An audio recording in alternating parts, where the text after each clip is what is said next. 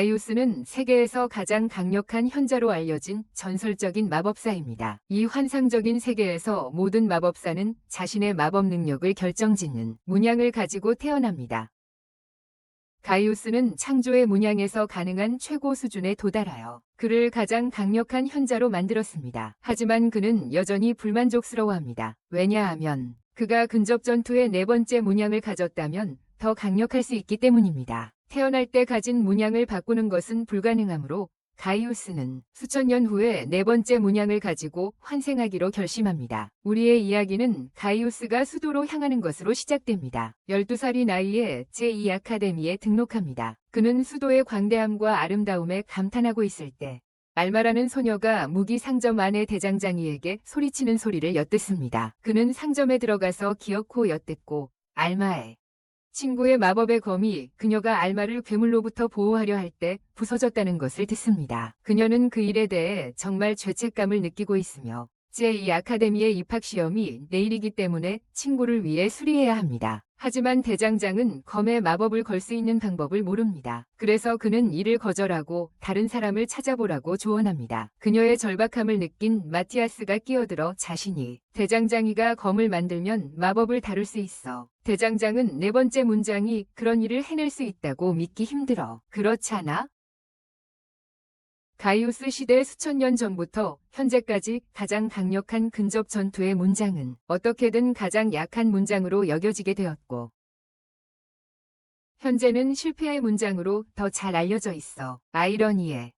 하지만 알마는 마티아스에 대해 좋은 직감을 가지고 그에게 검에 주입할 마지스톤을 줘.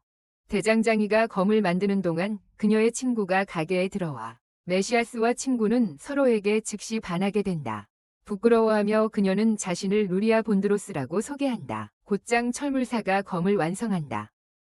메시아스는 그것을 앞에 있는 테이블 위에 내려놓고 마기석을 짚는다. 그는 단순히 검을 만지는 것만으로 강화된 내구성을 부여하고 강철을 잘게 쪼개어 루리아가 싸움에서 쉽게 사용할 수 있을 정도로 튼튼하고 가볍게 만든다. 모두가 그가 주문을 외우지 않고도 이렇게 빠르게 주문을 걸 수 있다는 사실에 경악한다. 특히 주문을 외우지 않고서는 더욱 놀랍다. 루리아는 이를 시험해보기 위해 몇 차례 연습 스윙을 해보지만 검의 끝으로 단순히 테이블을 터치한 순간 테이블이 깨끗이 반으로 나뉜다. 마법이 잘 작동한 것 같다. 다음 날 마티아스는 루리아와 알마를 만나 제2 아카데미의 실기 입학 시험을 치르기로 한다. 루리아는 새로운 검 덕분에 검술 시험을 우수한 성적으로 통과한다. 마티아스가 그것을 마법 걸었다는 이야기를 듣고 기사단의 대장인 가일은 시험을 보기로 결심한다. 그가 가일의 공격을 잘 막아낼 수 있다면 대장은 다른 시험 점수와 상관없이 그의 입학을 보증할 것이다. 마티아스는 기쁘게 도전을 받아들여 순간적으로 가일의 무장을 해제한다. 멍해진 선장은 항복한다. 다음은 각 지원자가 5개의 화살로 5개의 목표를 맞춰야 하는 캐스팅 시험이다. 이것은 일종의 주문받은 마법이다. 주문받은 마법은 누구나 사용할 수 있는 방법이다. 특정 단어를 외워 주문을 외치는 방식이다. 객관적으로는 이 방법은 열등하다. 왜냐하면 시전자가 주문 중에 공격받기 쉽고 전환율이 낮기 때문이다.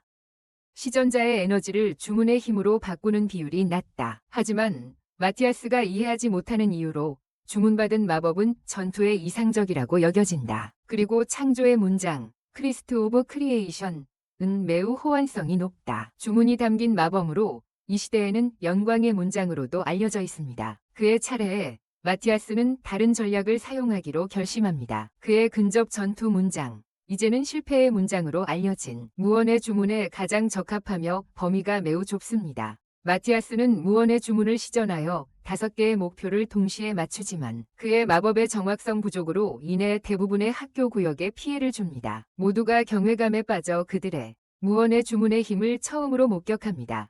어쨌든 그들 모두는 입학시험에 합격하고 급부가 됩니다. 다음 날 그들은 제2 아카데미의 개막식에 참석합니다. 교장 에드와르드가 학생들을 격려하기 위해 짧게 연설한 후 관객 중 마티아스를 불러내어 사무실에 들르라고 한다. 수많은 생각이 마티아스의 머릿속을 스치고 그는 최악의 상황에 대비한다. 놀랍게도 교장은 그를 칭찬한다. 검술과 무언의 주문에 뛰어난 재능을 가진 것으로 그는 마티아스의 의심이 사실임을 확인시키며 무언의 마법이 잃어버린 기술임을 말한다. 그리고 제1왕실학원이 체계적으로 무언의 마법을 모든 곳에서 제거했음을 이를 부응시키길 원하는 교장 에드와르드는 마티아스에게 학내 대회에 맞춰 무언 주문 시전을 가르쳐달라고 요청한다. 그들이 무언의 기술의 힘을 증명할 수 있도록 마티아스는 무언의 시전으로 그의 능력을 시연하고 학생들에게 기본 기술을 가르치기 시작한다. 곧 대부분이 감을 잡게 된다. 한 달 후 학교 간 대회 날이 찾아왔다.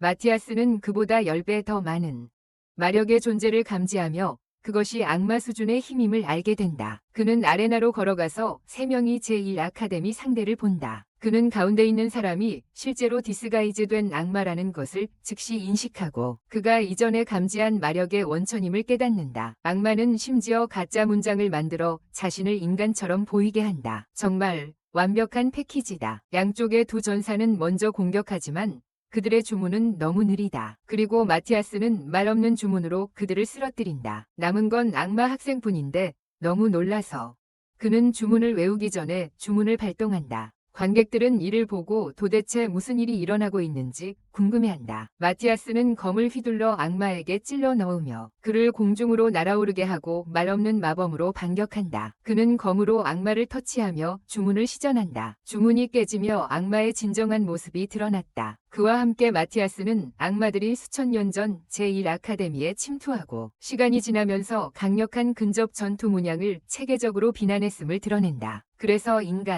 그들의 영원한 적이 약한 형태의 주문 마법에 의존하게 되었다. 학생들이 대피하려 할 때 악마는 날아 도망치려 하지만 마티아스가 그가 날기 전에 그의 날개 중 하나를 베어내고 악마를 물리친다. 마티아스는 에드와르드 학장과 함께 왕궁에 초대되어 악마를 물리친 그의 놀라운 업적에 대한 보상을 받는다. 마티아스는 왕국의 던전에서 발견된 모든 자원을 사용할 권리를 요청한다. 가이아의 시대에 던전은 왕국의 가장 귀중한 자산이었습니다. 그곳에는 귀한 마법 광석과 괴물 유물이 포함되어 있었기 때문입니다. 하지만 마법 지식이 이제 주류가 되었기 때문에 그들의 진정한 가치는 아무도 모릅니다. 왕은 그에게 접근을 허락하고 왕국에 선택된 자들이 갑자기 사라진 것에 대한 그의 의견을 묻습니다. 선택된 자는 특별히 강한 마법사에게 주어지는 칭호입니다. 마티아스는 그들 모두가 변장한 악마였으며 제1아카데미의 학생이 드러나자 도망치기로 선택했다고 추론합니다. 그들의 정체가 드러났으므로 마티아스는 그들이 왕국을 장악하기 위한 본격적인 공격을 준비할 것이라고 믿습니다. 그의 최선의 추정은 그들이 이 공격까지 약 3개월이 남았다는 것입니다. 왕은 불안해하지만 마티아스는 도시를 보호할 마법에 장벽만 있으면 된다고 확신시킵니다. 이는 제2아카데미 학생들의 단합된 노력으로 한 달 안에 만들 수 있습니다. 그는 또한 그들에게 무언의 마법을 가르칠 것을 권장합니다. 폐하께서는 그의 생각에 동의하시고 왕국의 악마와의 전투 리더로 그를 임명하십니다. 나중에 마티아스는 장벽 준비에 필요한 신급 마법 유물을 찾기 위해 보물창고로 갑니다. 특정한 검이 그의 흥미를 끌고 마법 패턴을 분석하자 그것에 매료된 그는 그것이 자신의 이전 생에서 만든 마법의 검 중 하나임을 인식한다.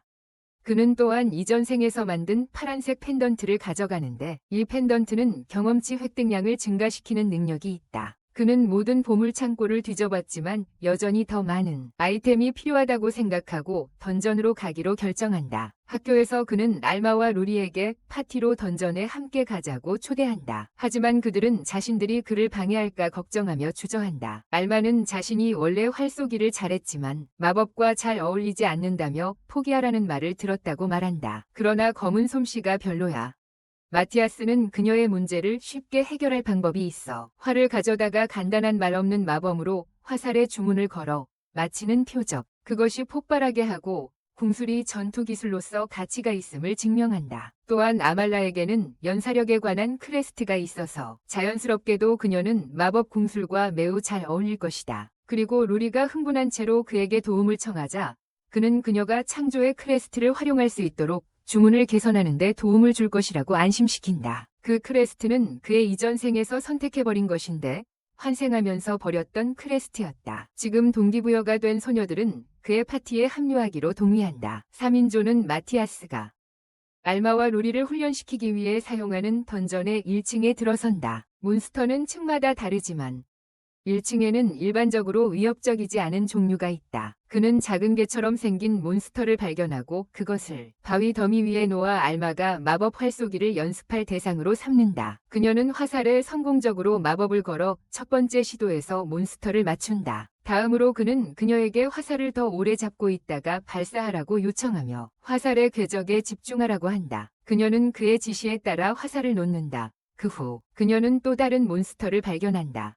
이로 인해 화살이 비행 도중 방향을 바꾸어 몬스터를 맞히게 된다. 마티아스는 이것이 실에 이끌린 마법임을 설명하며 알마는 이 연습을 해서 한 발이 화살로 여러 몬스터를 맞출 수 있어야 한다고 한다. 새로운 기술을 익히게 된 것에 신이 난 그녀는 혼자 던전의 1층을 탐험하며 잡은 몬스터로부터 마기스톤을 얻어 방어막 구축에 도움을 준다. 그녀가 떠난 후 마티아스는 루리에게 마법 교육을 시작한다. 마법사가 되는 데 있어 가장 중요한 최초의 수업은 무기를 만드는 법이다. 마티아스는 던전의 평범한 모습에 무언가를 분해한다. 벽에는 모두가 광물의 풍부한 원천이라고 말하고 있어요. 그는 그녀에게 원료에서 광물을 추출하는 방법과 순수한 금속과 광물로 정제하는 법을 가르쳐줍니다. 그녀는 직접 원료에서 순수 미스릴과 철을 성공적으로 추출했어요. 알마가 마지스톤을 가득 들고 돌아오자 루리도 이미 검 제작과 마법 부여의 기초를 알고 있어요. 진전을 기뻐한 마티아스는 그들이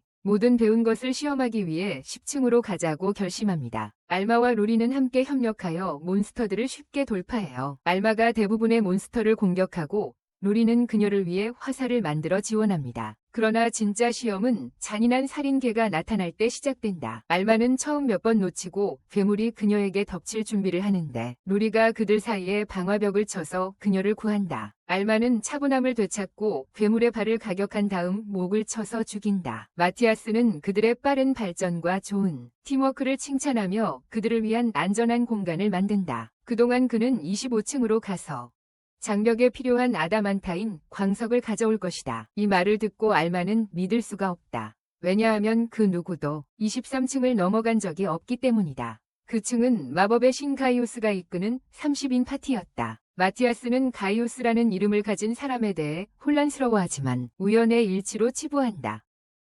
그는 더 깊은 층으로 내려가 아다만타이트가 포함된 돌을 찾는다. 갑자기 강력한 몬스터의 존재를 감지하고 그것이 층 보스일 것이라고 추측한다. 그것을 고려하여 근접 전투의 문장을 가진 첫 번째 테스트로 그는 그 오라를 향해 돌진한다. 그는 몬스터가 자신에게 오는 길을 막는 장애물을 제거하고 뒤에서 오는 것을 감지하고 간신히 피한다. 몬스터는 아크 서펜트로 강력한 공격적인 몬스터이다. 날카로운 뛰어오르는 동작과 암석을 부식시킬 수 있는 독침을 가진다. 그는 이를 정면으로 맞섰지만 검은 용의 딱딱한 비늘에 거의 흉터를 내지 못한다. 마침내 그는 마법석을 부숴 마법 에너지 구름을 방출하고 검에 모아 강력한 일격을 만들어내어 뱀을 파괴한다. 죽은 괴물을 끌고 파티는 던전을 떠나 도시의 길드로 가서 괴물의 머리와 마법석을 판다. 도시에서 본 적이 없는 크기의 마법석이지만 마티아스의 장벽을 만들기에는 아직도 충분하지 않다. 길드는 그들에게 750골드 코인의 큰 재산을 주는데 그것은 마티아스가 세 사람 사이에 공평하게 나눈다. 상품 대금이다.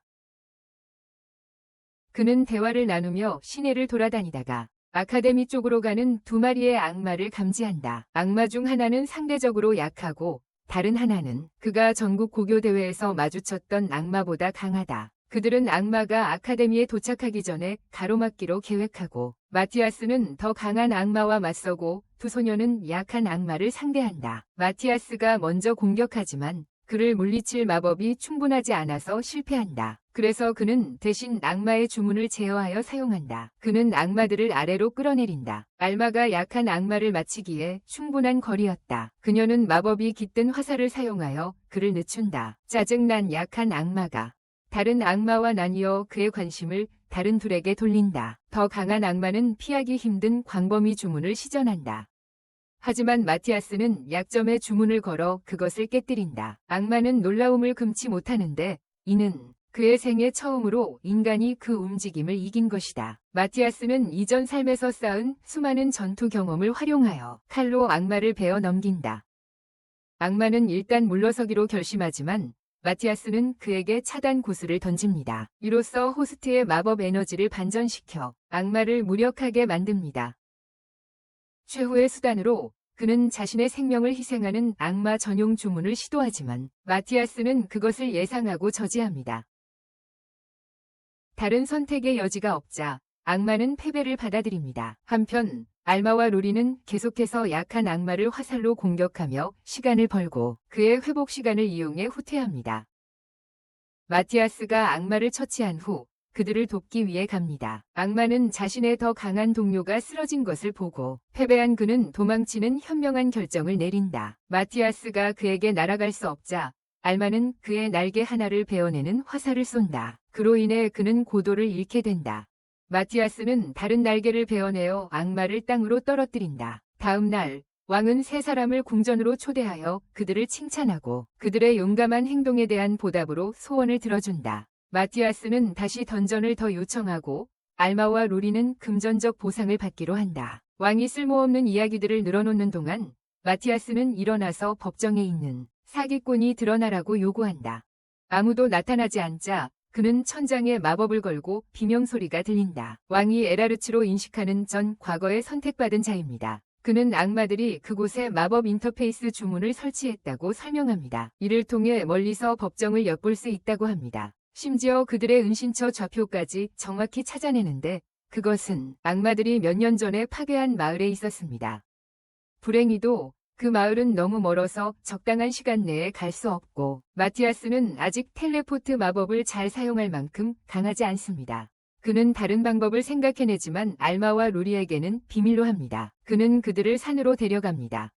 그들은 살아 숨쉬는 드래곤을 보고 깜짝 놀라지만 마티아스는 그것을 자신의 교통수단으로 사용할 계획이다. 그는 그들에게 물러서라고 지시하며 협상에 들어간다. 이 드래곤은 가장 어두운 드래곤 아이리스로 그는 이전 생에서 싸웠던 드래곤이다. 하지만 그녀가 항복한 후부터는 동맹이 되었다.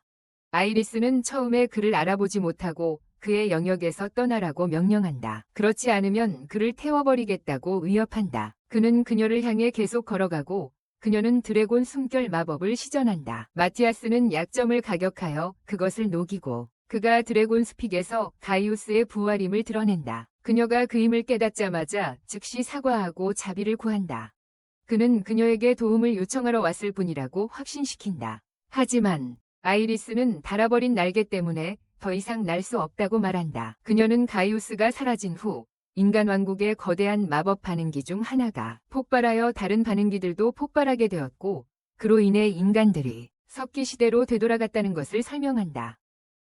이로 인해 인간들이 마법에서 모든 발전을 잃게 된 이유를 설명한다. 마티아스는 마법 부여 마법을 사용하여 그녀의 날개를 충분히 복구하지만 완벽하지는 않다. 창조의 문장을 사용하는 것이 마법 부여에 더 적합하다. 그 후 알마와 루리가 이해할 수 있도록 인간어로 전환한다. 기뻐하며 아이리스는 5000년 만에 처음으로 날아오른다. 파티를 목적지로 데려가는데 몇 년이 걸렸다. 곧 그들은 마을에 도착하고 마티아스는 엘하르트가 숨고 있는 집을 찾는다. 그들이 들어갔을 때 집 안에는 아무도 보이지 않는데 엘하르트가 자신을 숨기기 위해 은신 마법을 사용했기 때문이다. 하지만 그들은 그의 마법 에너지를 감지하여 위치를 찾아내고 마티아스는 그의 은신 마법을 풀어낸다. 엘하르트는 공격을 감행하지만 마티아스는 그의 공격을 계속 피하고 알마는 그에게 화살을 계속 날린다.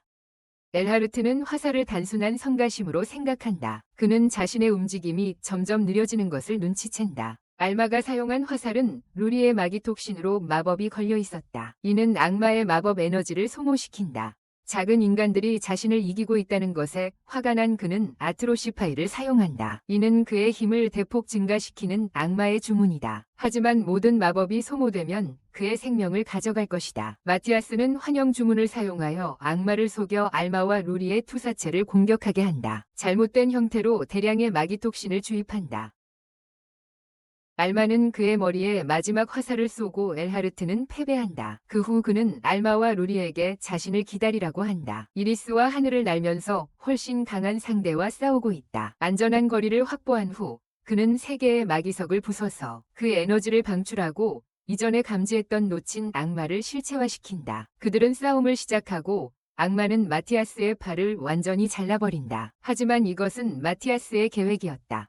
싸움 전에 그는 자신의 팔에 복원과 분석 주문을 걸어두었다. 이로써 그는 팔을 다시 붙일 수 있고 악마의 마법에 대한 정보를 얻을 수 있다. 이로써 그는 악마의 모든 움직임을 한 인치 가까이에서 피할 수 있게 되며 그 순간 그는 검으로 악마의 손을 베어버린다. 위협을 느낀 악마가 비슷한 주문을 시전한다. 아트로시파이에 보내지만 그 이후에는 그를 죽이지 않을 것이다. 마티아스가 이미 마법을 분석한 후 그는 쉽게 모든 마법과 주문을 무효화한다. 마티아스가 악마의 손에 낸 상처도 마법으로 인해 부적절하게 변형되어 주변의 모든 마법 에너지를 흡수하기 시작한다. 그는 마기스톤을 부숴서 모든 마법 에너지를 악마의 몸속으로 밀어넣어 폭발을 일으킨다. 폭발은 용빈의 기둥을 드러내는데 그것은 악마들이 고의로 버려진 마을에서 숨겨놓은 강력한 힘의 원천이다. 악마들은 그것을 이용하려고 계획하고 있었다. 마티아스는 그들이 수천 마리의 말을 해방하려고 계획했다고 추측한다. 수도에 괴물들이 있었지만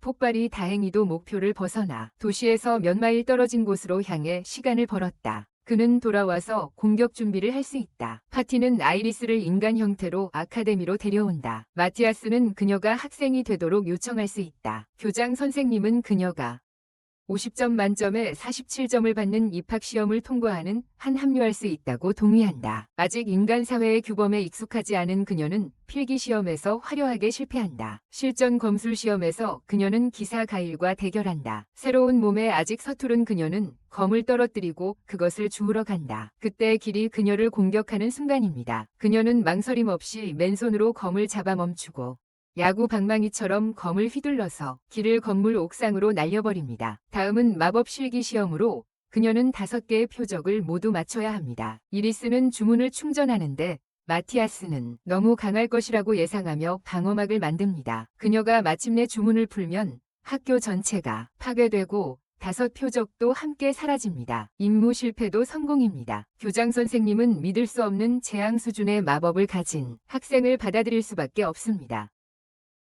제2 아카데미는 장벽에 필요한 광석을 모으는 데 뒤처져 있습니다. 대부분의 마법 창조 전공 학생들이 제1 왕립 아카데미에 등록되어 있기 때문입니다. 두 아카데미는 오랜 적대 관계를 가지고 있어 거만한 제1 아카데미의 교장 선생님의 도움을 받는 것은 거의 불가능합니다. 예상대로 교장 선생님은 제2 아카데미의 힘을 입증할 수 있는 전국 고교 대회 결과를 인정하지 않고 그들을 도와줄 가치가 없다고 생각합니다. 마티아스는 양측이 참가하는 또 다른 대회를 제안합니다. 원하는 만큼 참가자를 보내고 지는 쪽은 이기는 쪽이 시키는 대로 하기로 한다. 제1학교의 학장은 마티아스가 관여하지 않는다는 조건을 받아들인다. 그는 그 조건에 동의한다.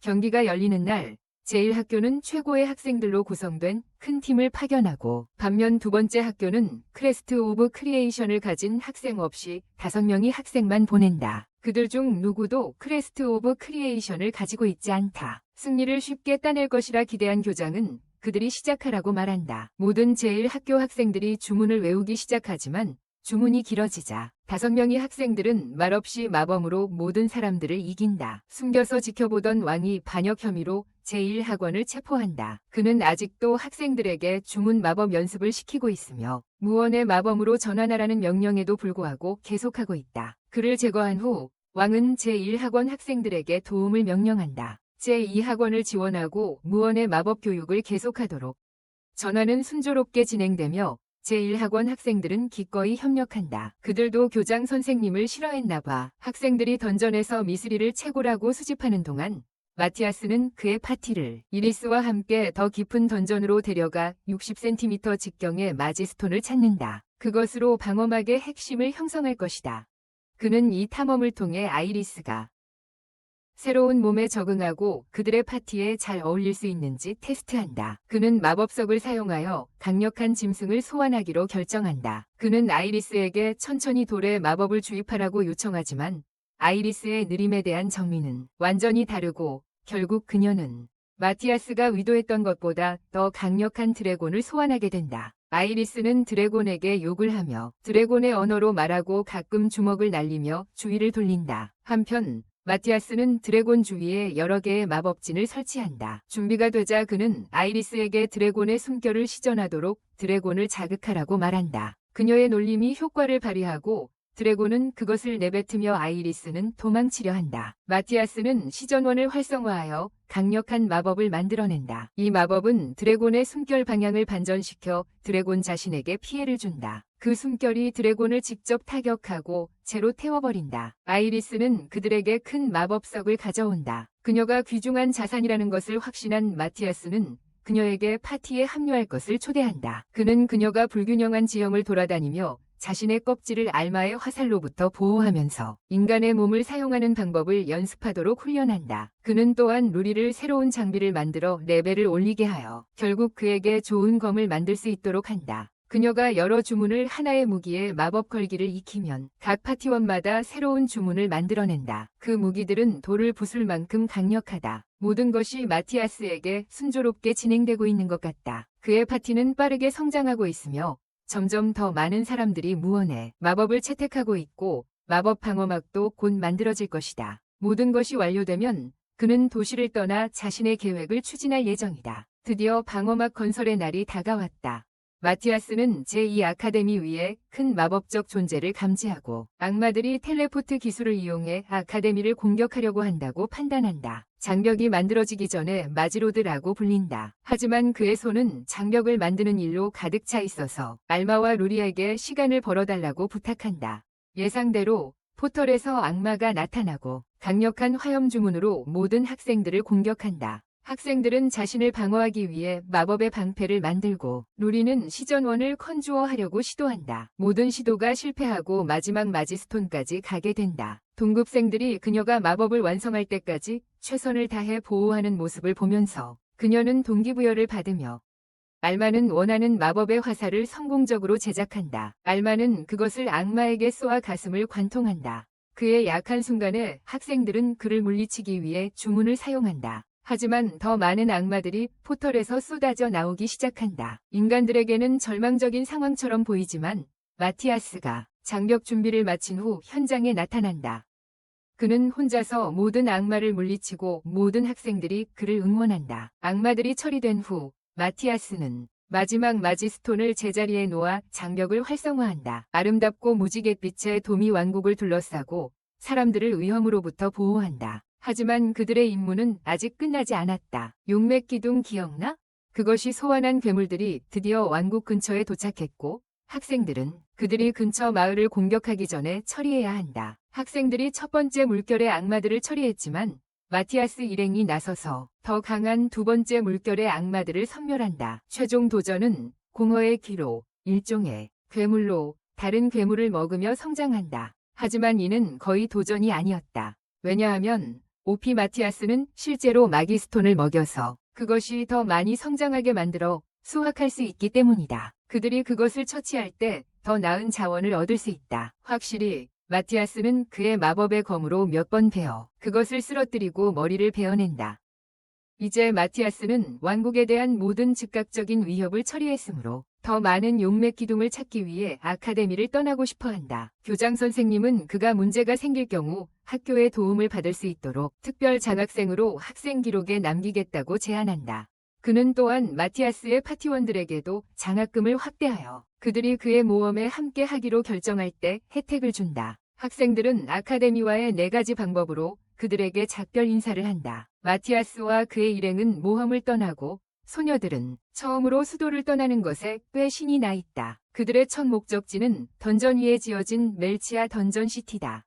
마티아스는 도시가 던전 위에 자리 잡았다는 사실에 충격을 받는데 그 당시에는 그런 일이 흔하지 않았기 때문이다. 그리고 안전성에 의구심을 품는다. 루리와 알무스는 모험가 도시까지의 여정이 며칠 걸릴 것이라고 말하지만 마티아스와 이리스는 숲을 통하는 길이면 그렇게 멀지 않다고 말한다. 그들은 숲을 지나면 그리 멀지 않다고 한다. 루리는 긴장하며 그 숲이 강력한 지능이 있는 몬스터들이 서식하는 몬스터 소굴이라고 말한다. 그를 저지하는 대신 이 정보는 마티아스를 더 궁금하게 만들어 숲을 지나가게 한다. 그들은 음산한 숲에 들어가고 놀랍게도 주변에 괴물이 없다. 팀은 점심을 먹기로 결정하지만 마티아스는 이 기회를 이용해 신선한 고기를 먹자고 제안하고 괴물을 사냥하러 달려간다. 그는 여자들로부터 멀리 떨어져 있고 숲이 괴물로 가득 차 있다는 것을 감지한다. 하지만 그들은 질서 있게 움직이고 마치 누군가가 그들을 지휘하는 것 같다. 마티아스는 지능적인 괴물이 그들 뒤에 있다는 것을 깨닫고 다음 공격 대상이 자신일 것이라고 예측한다. 자입과 문 괴물이 그를 공격하고 마티아스는 사냥한 것을 여자들에게 가져다 줍니다. 그들은 괴물이 두렵고 마티아스는 그것이 그에게 어떤 어려움도 줄 만큼 강하거나 지능적이지 않았다고 말합니다. 그는 저장소에서 사냥한 거대한 멧돼지를 꺼내며 그것이 저녁 식사라고 선언합니다. 루리는 자신의 능력을 사용해 땅에서 철을 정제하여 뾰족하게 만들고 알마는 양념을 위한 허브를 가져오러 갑니다. 아이리스는 장작을 쪼갭니다. 알마는 요리하는 동안 허둥대다가 허브를 다루는 중 폭발을 일으키고 나중에 아이리스조차 소화할 수 없는 하수구 물수프를 만듭니다. 그러나 멧돼지 고기는 맛있고 배를 채운 후 파티는 멜키아시로 향해 이동하며 괴물이 접근하지 않는다. 그들의 보스는 이미 처치되었기 때문이다. 그들은 해가 진 후 던전 도시에 도착하고 도착했을 때 그곳이 황량하고 거의 비어있음을 발견한다. 그들 근처에 마법 가로등이 켜지지만 이상한 마법 신호를 방출한다. 마티아스는 그것이 일반적인 마법석이 아닌 드래곤 베인으로 직접 전력을 공급받고 있음을 깨닫고 그것이 최첨단 기술이 아니었음을 알게 된다. 과일 장수가 그들에게 물러서라고 경고하는데 가로등이 자주 폭발하고 그로 인해 도시에서 여러 명이 사망했다고 한다. 그러자 확실히 가로등이 그들 앞에서 갑자기 폭발한다. 마티아스와 그의 친구들은 폭발해서 간신히 도망친다. 루리는 과일 장수에게 치명적인 결함이 있는 것을 만들었다고 화를 낸다. 그러나 그는 이 일이 주님의 명령으로 이루어진 것이라며 조용히 하라고 한다. 그 남자는 이전에는 마지스톤을 사용했지만 현재 주님이 그것을 도시에서 사용하지 못하게 금지했다고 설명한다. 그것은 도시의 가장 귀중한 수출품이다. 마티아스는 장수에게 주님이 도시의 암울한 상태에 책임이 있는지 물어보고 그는 주님이 대부분의 모험가를 던전 10층으로 보내 강력한 괴물과 맞서게 했다고 듣는다. 그래서 도시가 이렇게 황량하다. 마티아스는 주님이 무능력해 보인다고 말한다. 더스터백과 그의 결정이 도시를 해치고 있습니다. 그는 던전으로 가고 싶어하는 사람은 허가증이 필요하다는 공지를 보고 첫 번째 행동으로 길드에 가야 한다고 결정합니다. 그러나 그들이 길드에 도착해 던전 입장 허가증을 요청했을 때 접수원이 반대하며 말합니다. 허가증은 직접 영주가 발급한다고요? 허가증을 가진 모든 사람은 본질적으로 영주의 하수인이 되어 영주가 원하는 언제든지 말도 안 되는 임무를 수행해야 합니다. 그녀는 임무가 종종 위험하고 무모하다고 설명하며 항상 희생자가 있다고 말합니다. 마티아스와 그의 일행은 아랑곳하지 않고 접수원의 경고와 부상자들의 경멸에도 불구하고 여전히 허가증을 요청한다. 신청 절차를 시작하기도 전에 한 여자가 당황한 표정으로 길드에 들어와 치유 마법을 사용할 수 있는 사람이 있는지 묻는다. 많은 모험가들이 심각하게 부상을 입고 돌아왔기 때문이다. 마티아스는 주저없이 자원한다. 그는 의료소로 가서 중상자가 많이 있는 것을 발견하고 그들을 도와줄 인프라나 치유사가 없다는 것을 알게 된다.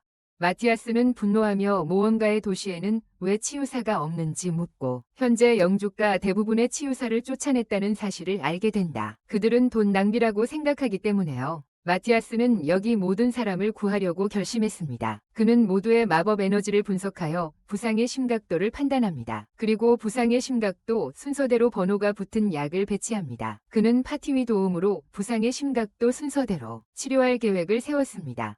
그러나 의료진은 그들을 실패한 문장의 소유자인 한 소년의 손에 이를 수 없다며 그를 쫓아내려고 합니다.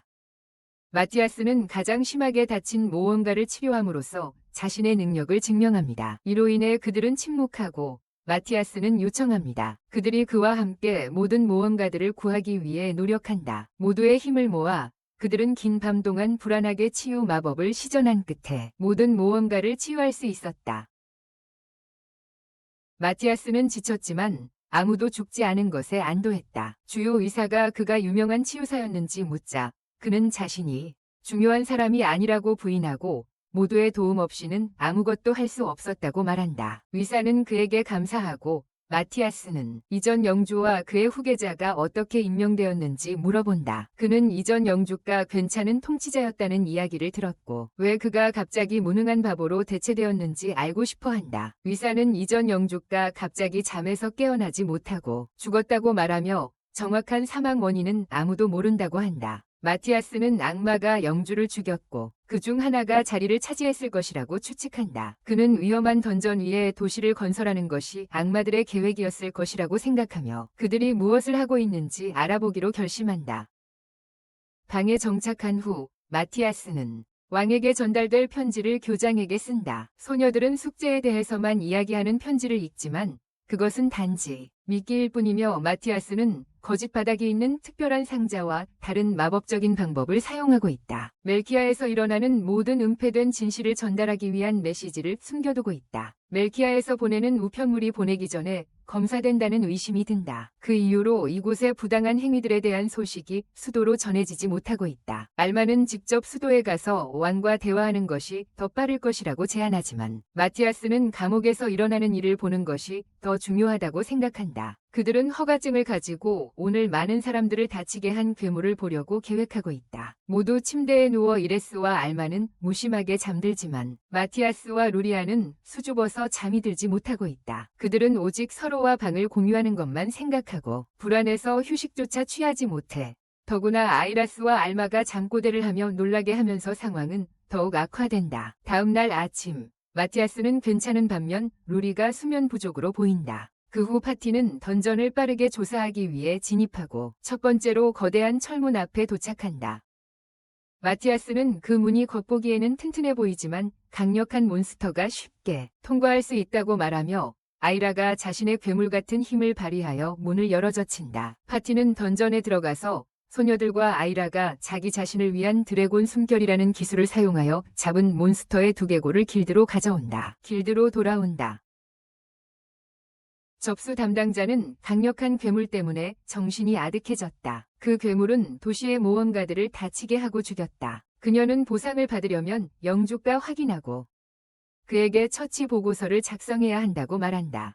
소녀들은 매우 강하고 남자는 싸움에 끼어들지 않는 단순한 치유사라고 한다. 마티아스는 보고서를 살짝 엿보고 그녀가 영주에게 잘못된 정보를 주도록 한다. 파티는 나머지 처치물을 팔아 식사비를 마련한다. 한편 영주는 보고서를 받고 강력한 괴물을 처치한 파티와 대면할 계획을 세운다. 저녁 식사 시간에 마티아스는 소녀들을 칭찬합니다. 더 강해지고 팀워크를 증명했다고. 식당에 몇몇 사람들이 있는데 그들을 주시하고 있고 마티아스는 그것을 눈치챕니다. 파티가 식당을 떠날 때조차도 남자들은 계속 따라오고 마티아스는 그들이 영주가 보낸 것임을 알아차립니다. 영주는 그들이 괴물을 무찌른 후 행동에 나섰습니다. 마티아스는 길을 바꾸고 텔레파시 주문을 사용하여 소녀들에게 그들이 영주의 사냥꾼들에게 뒤쫓기고 있다고 알립니다. 그들은 자신의 존재를 숨기며 사냥꾼들의 의도를 시험하고 뒤에 나타납니다. 그들을 길을 잃은 무사인 척하는 무모한 모험가들인 척하며 그 폭도들은 가게 이름도 묻지 않고 길을 알려줍니다. 이것이 그들이 그들을 감시하고 있었다는 것을 드러냅니다. 신분이 드러나자 그 폭도들은 마티아스를 인질로 잡아 협박하며 그들이 약한 멤버를 죽이겠다고 위협하며 군주에게 충성할 것을 강요하고 그도 함께 행동합니다. 마티아스의 연기는 형편없고 그 폭도들은 그가 단순한 치유사라고 믿습니다. 그래서 그들 그룹에서 가장 약한 멤버라고 생각하죠. 그들은 웃으며 선언합니다. 그들의 파티는 군주의 노예가 되거나 지금 죽어야 한다고. 마티아스는 이리스에게 모두를 물리치라고 말합니다. 무기 없이 그녀는 그들에게 천천히 다가간다. 고용된 폭력배들은 그녀가 그들과 맞설 기회가 없다고 생각하고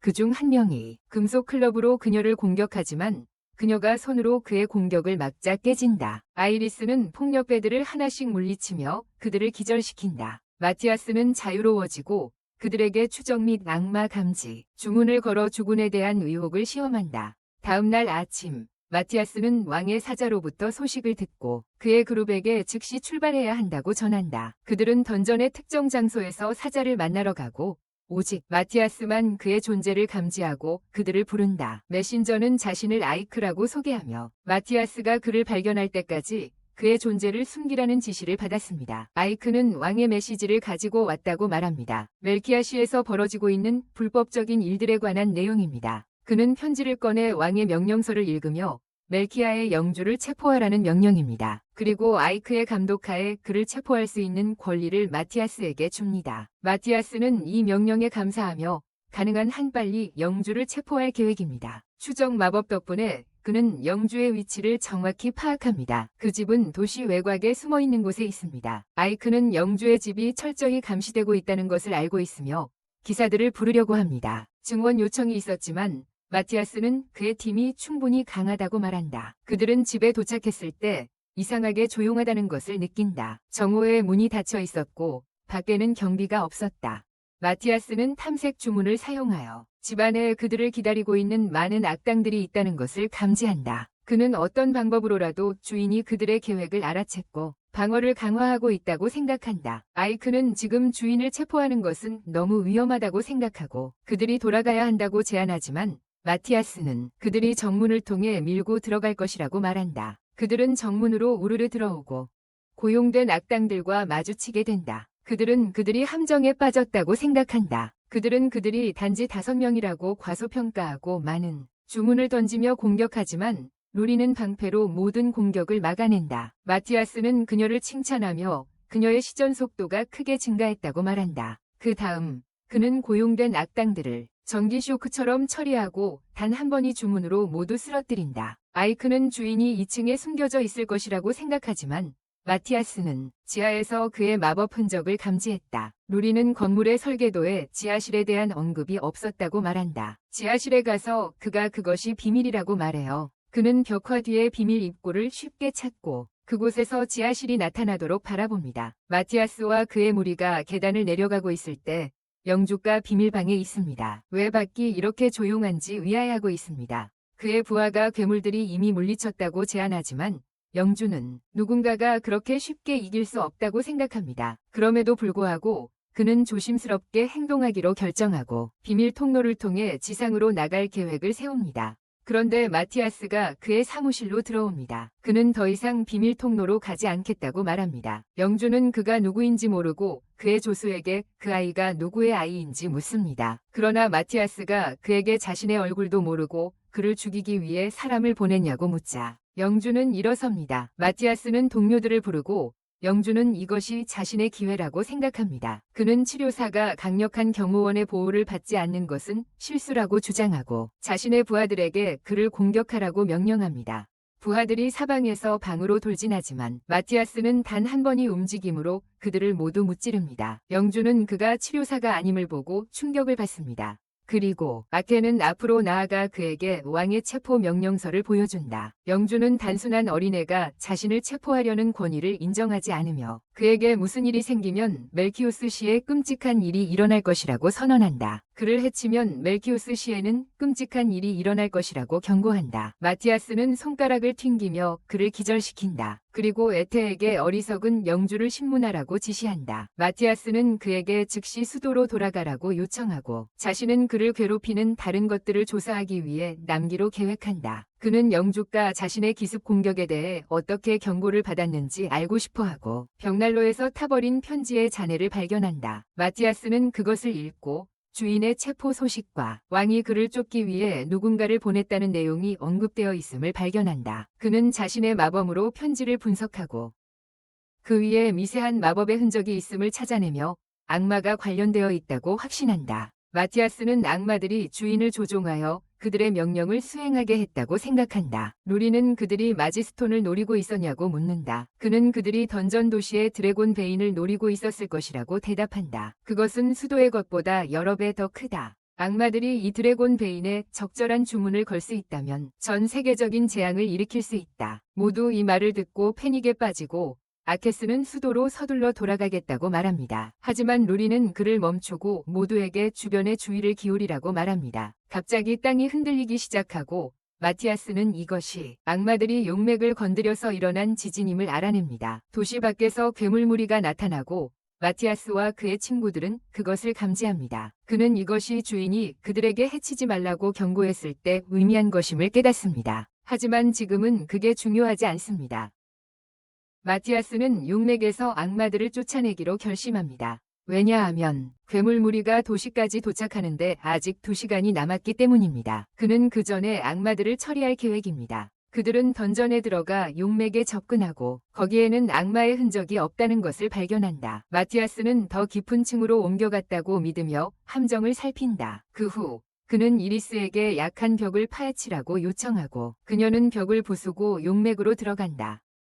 루리은 용맥 주변에 악령의 기운이 감돌고 있음을 감지하고 마티아스는 악마들이 오랫동안 그것을 조종하려 했다고 믿는다. 지금은 단지 마무리 작업을 하고 있는 것뿐이다. 그는 힘을 둘로 나누기로 결심한다. 하나는 용맥을 수리하고 다른 하나는 악마들과 싸우기 위해서다. 마티아스는 하층으로 가서 싸우려고 계획하고 있어. 새 소녀는 뒤에 남아서 드래곤 혀를 망가뜨린 악마들이 한 일을 되돌려야 해. 루리는 자신이 도와주지 않으면 못할까 봐 겁먹었지만 마티아스는 그녀를 믿고 그녀의 친구들도 응원해. 그는 드래곤 혈의 통신 마법원을 시전하고 하층으로 내려갔어. 마티아스는 하층의 몬스터들을 처리하는 동안 계속해서 루리와 연락을 하며 그녀는 비정상적인 마법의 흐름을 찾아내서 무효화하려 노력하고 있어.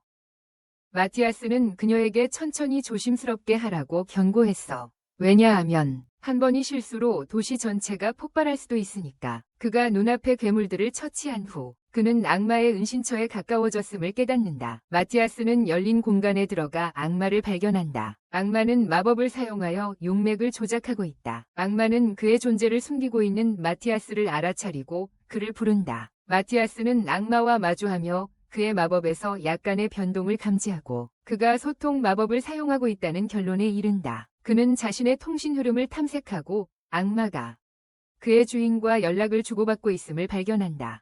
주인은 그에 대해 험담을 하고 있다. 주인은 마티아스가 혼자 일하지 않고 있다고 의심하고 그의 동료 중 한 명이 용맥 복원을 시도하고 있다. 그는 부하에게 둘 다 빨리 죽여라고 명령하고 싸울 때 조심하라고 경고한다. 마티아스는 주악데몬이 상당히 똑똑하고 지식이 많다고 생각한다. 그리고 그와 좋은 싸움을 할 수 있기를 기대한다. 그는 즉시 검의 마법을 걸고 폭발 장벽으로 막는 악마를 공격한다. 마티아스는 피하기 위해 뛰어 돌아가고 악마는 그의 폭발 장벽 앞에서 무력했다고 과시하려 한다. 악마 보스도 빨리 싸움을 끝내라고 말한다. 상대방이 장벽을 뚫을 방법을 찾기 전에 마티아스는 폭발하는 장벽이 자신을 위해 특별히 만들어진 마법이라고 확신한다. 그리고 그가 지금 싸우고 있는 악마는 그가 이 생에서 본 가장 강력한 악마다. 그는 루리에게 연락하여 마법진의 14번과 17번을 즉시 시전하라고 한다. 악마는 마티아스를 조롱하며 그를 물리치기 위한 모든 준비를 마쳤다고 말한다. 마티아스가 그에게 공격하지만 악마는 가까이 다가오기 전에 마법 폭발을 사용한다. 그는 자신이 그를 잡았다고 생각하지만 마티아스는 뒤에서 그를 공격하고 악마 보스는 그 공격에 대비할 수 있도록 경고한다. 악마는 그의 공격이 한 방이면 어떤 인간이든 죽인다고 주장하는데 마티아스는 자신이 그를 칠 수 없다고 대답한다. 악마의 주인은 끊임없이 부하들에게 공격 방법을 지시하며 패배의 징후를 보이는 전투를 지휘하고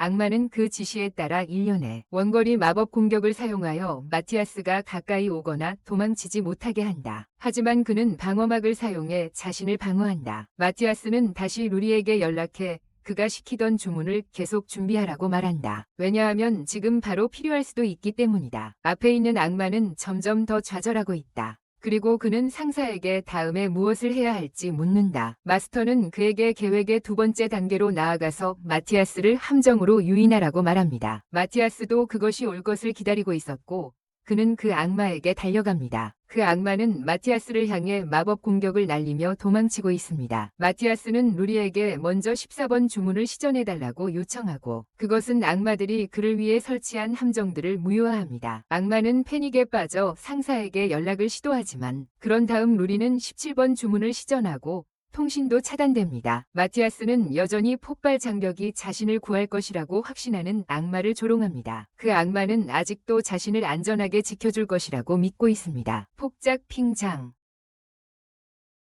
마티아스가 마검으로 공격하자 방어막이 쉽게 그의 공격을 튕겨내지만 그는 계속해서 마법 탄환을 발사한다. 악마는 안전하다고 확신하며 웃지만 그때 마티아스가 검으로 방어막을 찌른다. 그는 방어막의 폭발 후 쿨다운 시간이 얼마나 되는지 찾았고 그 기회를 이용해 방어막을 부쉈다. 악마는 도망가며 그를 괴물이라고 부르고 그의 보스가 다시 통신 채널을 열었다. 악마는 불안해하며 마티아스가 정말 가이우스의 환생일 것이라고 주장하지만 보스는 그런 생각을 받아들이지 않으며 만약 그게 사실이라면 그가 정말 가이우스라면 벌써 그를 죽였을 것이다. 마티아스는 만약 악마 보스가 자신의 이전 생을 알고 있다면 그는 믿을 수 없을 만큼 오래되고 위험하다는 것을 깨닫는다. 주인이 악마에게 불행이라는 궁극의 수단을 사용하라고 명령한다. 그는 마법으로 자신을 과부하시키고 순간적으로 힘을 증강하며 마티아스에게 공격의 연속을 퍼붓지만 마티아스는 모두 쉽게 피한다. 그는 반격하여 악마를 땅에 쓰러뜨리고 치명타를 가하기 위해 검을 충전한다. 악마는 공중배기를 피할 수 없고 팔을 잃는다. 그 후 마티아스는 다음 타격으로 그 악마의 목을 베어버린다. 그는 루리와 다른 이들에게 악마가 처리되었다고 알리고 그들은 매우 기뻐한다. 던전 도시로 접근하던 괴물 무리는 루리가 드래곤 빈을 회복하고 알마와 아이리스가 그녀를 모든 괴물로부터 방어하자 사라진다. 이제 남은 것은 명령을 내리는 악마를 추적하는 것이다. 마티아스는 그를 추적하려 한다. 악마가 갑자기 그에게 말을 걸기 시작하고 그를 추적할 수 없다고 선언한다. 마티아스는 악마 주인이 또한 루리와의 통신 채널에 접속해 있었다는 것을 깨닫고 놀란다. 그는 신호가 여기서 몇 마일 떨어진 국경 마을에서 오고 있음을 발견하지만 그것은 단지 미끼일 뿐이었다. 마티아스는 악마가 어디에 숨어 있는지 알 방법이 없다고 인정하지만 결국 서로 싸울 것이라고 말한다. 악마는 그와 싸울 의도가 없으며 그를 먼저 찾아야 한다고 말한다. 그는 어두운 곳에 거대한 마법석에 봉인되어 있는 것처럼 보이며 갑자기 통신 채널을 차단한다. 마티아스는 악마에게 깊은 인상을 받았고 그를 이기는 것은 그와 그의 파티가 지금까지 겪어온 도전과는 다른 차원의 도전이 될 것이라고 느낀다. 파티가 휴식을 취하려 할 때 그는 설명한다. That day. 지금 악마의 보스를 찾으러 갈 것이라고. 그는 릴레이 장치와 유인책을 사용해 존재를 숨겼지만 통신 주문에는 시전자 마법의 희미한 흔적이 남아 있었다. 마티아스는 그 흔적을 마지스톤에 기록했고 알마는 그가 그렇게 할 수 있다는 것에 놀란다. 그는 이어서 마지스톤을 읽고 마법의 서명을 통해 시전자 위치를 파악할 수 있는 고대 장치가 있다고 말한다. 루리은 그런 장치에 대해 들어본 적이 없다고 하고 마티아스는 그것이 고대 시대의 것이라고 답한다. 루리와 알마는 이 말을 듣고 충격을 받으며 마티아스에게 어떻게 그걸 알았냐고 묻는다. 그는 머뭇거리다가 우연히 발견했다고 말한다. 하지만 그는 처음에 그것을 만든 사람이다. 그는 지도를 꺼내며 그 장치가 현재 라디니아 동맹의 위치에 있다고 말한다. 마티아스는 왕의 도움으로 국경을 넘는 것이 가장 쉬울 것이라고 결정한다. 그래서 그들은 수도로 돌아가기로 한다. 그들은 제2 아카데미 캠퍼스에 도착했지만 더 이상 원래 상태가 아니다. 이 광경을 보며 그들은 혼란스러워하지만 돌아다니면서 제2 아카데미 캠퍼스가 완전히 재건축되고 있다는 것을 알게 된다. 그때 교장 선생님이 와서 인사하시고 마티아스에게 여기서 무슨 일이 일어나고 있었는지 묻습니다. 교장 선생님은 두 번째 학원을 처음부터 재건하고 있었다고 설명하셨고 그곳을 마치 마귀도 뚫을 수 없는 요새처럼 만들 계획이라고 하셨습니다. 현재 수업은 첫 번째 학원에서 진행되고 있으며 두 학원의 학생들도 건설 작업을 돕고 있습니다. 그 후 그들은 교장 선생님의 임시 사무실로 가서 또 다른 마귀가 지하 도시에서 배후 조종을 하고 있었다고 알립니다. 그는 자신의 위치를 숨기고 있다고 합니다. 그를 찾기 위해 그들은 라디니아 동맹과의 국경을 넘어야 한다. 마티아스는 그들이 동맹이라는 것을 알고 왕이 그들이 국경을 넘는 것을 도와줄 것인지 묻는다. 교장 선생님은 그의 마제스티에게 메시지를 전달하고 라디니아 동맹의 길드 협력을 요청할 것이라고 한다. 파티는 국경을 넘는 허가가 날 때까지 건설에 도움을 주겠다고 제안하고 교장 선생님은 그들이 함께하게 되어 기쁘다. 마티아스는 계획을 검토하고 새로운 건물이 더 강해지도록 아이디어를 제안하며 루리는 다른 학생들에게 건축 자재를 제대로 마법 주입하는 방법을 가르친다. 아이리스는 강철 빔을 들어 도우려고 하지만 서투른 탓에 오히려 더 많은 손상을 입히고 만다. 며칠 후 그들은 왕으로부터 서면 허가서와 추천서를 받고 라디니아 동맹으로 출발한다.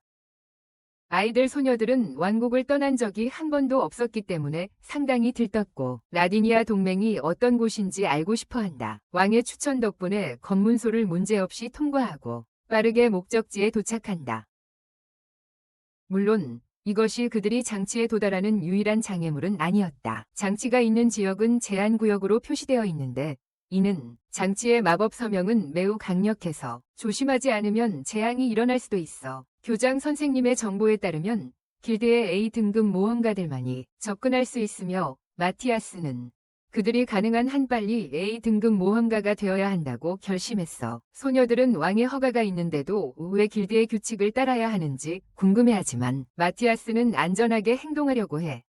하지만 A등급에 도달하는데 시간이 너무 오래 걸리면 그는 아이리스를 드래곤 형태로 변신시켜 도시 위로 울부짖게 하여 공황을 일으키고 그들이 제한구역에 몰래 들어갈 수 있게 하려고 해. 그들은 라디니아의 길드에 도착하여 지부장에게 맞이받습니다. 지부장은 왕의 메시지로부터 그들을 기대하고 있었습니다. 그는 마티아스와 그의 파티에 대해 좋은 소문을 들었습니다. 그는 그들이 제한구역에 들어갈 계획도 알고 있습니다. 지부장은 보통 모든 모험가가 최하위 등급에서 시작한다고 말하지만 그들을 위해 예외를 두겠다고 합니다. 그들은 A등급 시험을 직접 치를 수 있도록 허락받습니다. 그는 모든 이들이 제한구역에 가기 전에 A등급 시험을 통과해야 한다고 설명합니다. A등급 시험은 감독관과의 모의 전투입니다. 그 순간 유명한 S등급 모험가인 기루이즈가 등장합니다. 라디니아가 들어와 시험 감독관이 될 것이라고 말한다. 지부장은 그가 감독관이 될 수 없다고 말한다. 마티아스는 그 말의 이유를 알고 있다. 그는 기술루이즈의 엄청난 마법 서명을 느낄 수 있다. 그것은 악마급과 맞먹었다. 그러나 그가 자신의 나라에서 얼마나 유명한지 상관없이 마티아스와 그의 파티는 S급 어드벤처를 들어본 적이 없다. 지부장이 마티아스에게 귀띔한다. 기술루이즈는 항상 싸움만 생각한다고 하지만 그 말을 좋아하지 않는다. 지부장은 다른 감독관을 불렀다고 주장한다. 질루이즈는 몸이 좋지 않아서 도망쳤다고 말합니다. 그는 감독관이 되겠다는 의지가 확고하고 지부장도 그를 너무 두려워해서 아무것도 하지 못합니다. 마티아스는 감독관이 바뀌는 것에 대해 아무런 문제가 없지만 지부장은 그 누구도 질루이즈의 시험에 합격한 적이 없다고 말합니다. 그는 사람들이 너무 약하다고 믿어 싸우지도 않고 대부분의 사람들을 항상 떨어뜨렸습니다. 그의 시간은 그들에게 낭비될 것이라고 생각했습니다. 질루이즈는 강한 사람들만 싸운다고 말하고 마티아스는 그가 흥미롭다고 생각합니다. 그들은 경기장으로 가서 아이리스, 알마, 루리를 싸우지도 않고 지나칩니다. 하지만 마티아스와 결투를 하겠다고 고집한다. 그는 그에 대해 많은 이야기를 들었고 마주하고 싶어한다. 이 악마 사냥꾼으로 알려진 아이와 마티아스는 이것이 그의 계획이었다는 것을 깨닫고 도전을 받아들인다. 그들은 경기장에 들어가고 심판은 전투 규칙을 알려주기 시작한다.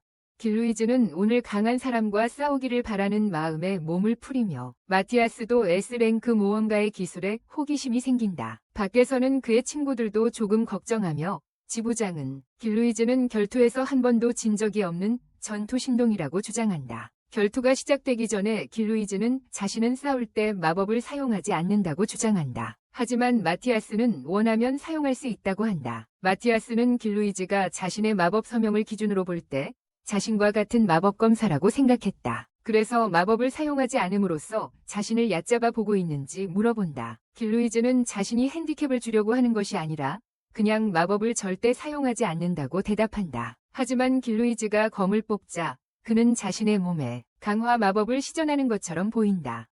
마티아스는 자세를 잡고 준비가 되면 공격하라고 말한다. 길루이즈가 엄청난 속도로 그에게 돌진하고 그는 자신의 신체 능력을 강화하여 공격을 피합니다. 그는 길루이즈가 자신의 몸과 검에 마법을 걸고 있다는 것을 깨닫지만 그가 무의식적으로 그것을 하기 때문에 모릅니다. 그는 마티아스를 계속 공격하고 강력한 일격으로 그를 밀어내기도 합니다.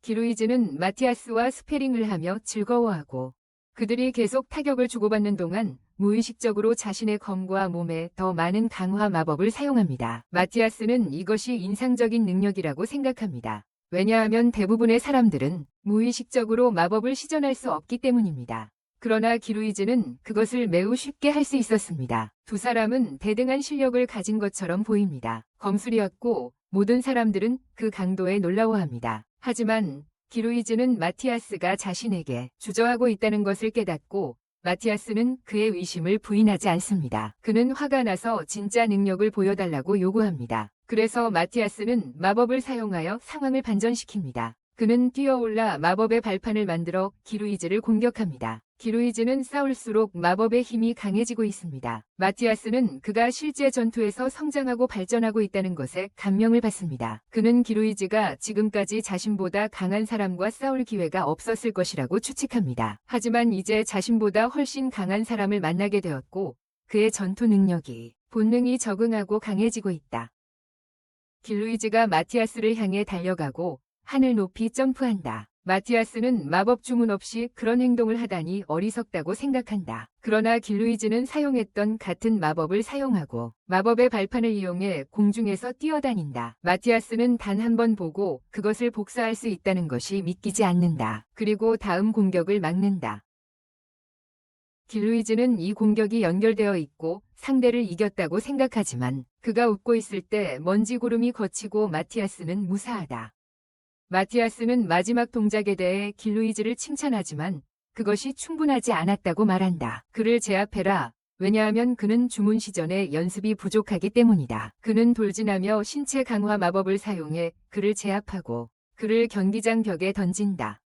마티아스는 그의 검을 겨누고 길루이즈는 패배를 받아들인다. 그는 이번이 처음 진 것이 부끄럽지만 마티아스는 그를 칭찬하며 그의 실력이 놀랍다고 말한다. 길루이즈는 자신도 마티아스만큼 강해질 수 있는 방법을 묻고 그에게 전투 마법 향상에 도움이 되는 주문 시전 책을 준다. 마티아스는 길루이즈가 자신을 능가할 재능이 있다고 믿지만 그가 자신을 조롱하고 있다고 생각한다.